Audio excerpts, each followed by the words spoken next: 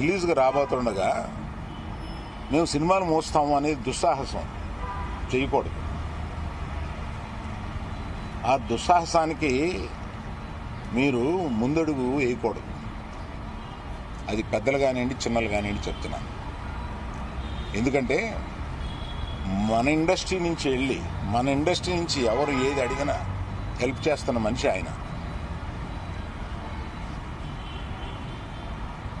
ఆ రోజు మేము అశ్విని దత్ గారి కోసం కొద్దిమంది కలిపి వెళ్ళాం పవన్ కళ్యాణ్ గారిని కలవడానికి. అశ్విని దత్ గారి సినిమా వస్తుంది, దానికి కాస్త రేట్స్ ఇప్పించండి అని చెప్పి అడగడానికి. అప్పుడు ఆయన హింట్ చేశారు, చంద్రబాబు నాయుడు గారిని కలిశారా, మీరు ఛాంబర్ తరపున వచ్చి కలవండి అని. ఆ తర్వాత ఆ కమ్యూనికేషన్లో ఏం జరిగిందో ఏంటో ఆ తర్వాత ఎవరు దాన్ని పట్టించుకోలేదు.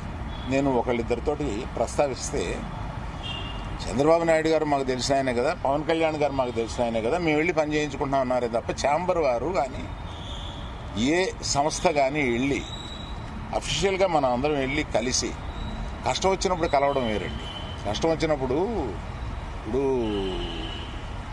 మనం అసలు ప్రభుత్వం వచ్చిన తర్వాత వెళ్ళి మనం కలవాలి కదా, కలవాలి. పవన్ కళ్యాణ్ గారు హింట్ చేసినా కూడా అది జరగలేదు. నిన్న ఎవరో మాట్లాడుతూ,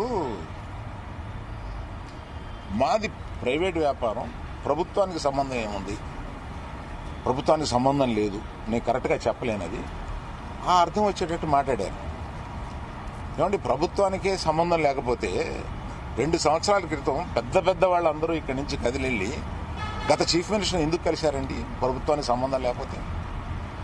ఏ వ్యాపారం అయినా సవ్యంగా చేసుకోవాలంటే ప్రభుత్వంతో సహకారం లేకుండా అది జరగదు.